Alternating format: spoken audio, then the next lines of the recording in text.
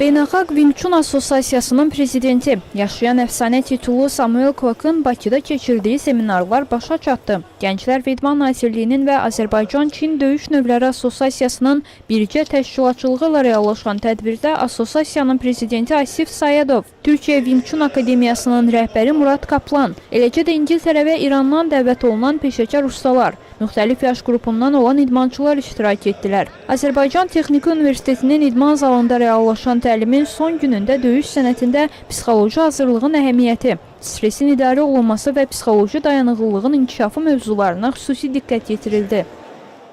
Məqsəd idmançılarımızın, ümumiyyətlə gənclərimizin sağlam həyat tərzi, ekstremal vəziyyətlərdə özünü müdafiə xarakterli bir seminardır.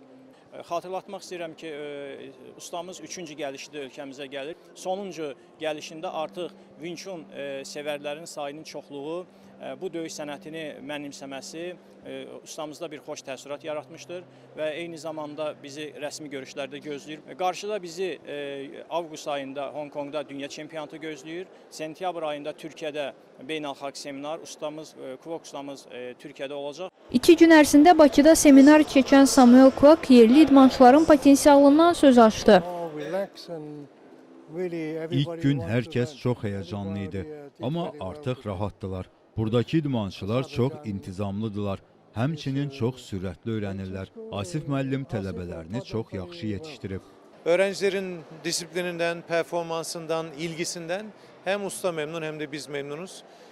Çocuklar da yetişkinler de Wing Chun'a önem veriyorlar, dikkatli çalışıyorlar. Hocayı çok iyi dinliyorlar ve mutlaka öğrenmek istiyorlar. O yüzden hem ilk gün hem ikinci gün Wing Chun adına güzel işler yapılıyor burada. Ümumilikdə seminarlarda müxtəlif yaş qruplarından 200-dən çox idmançı iştirak edib.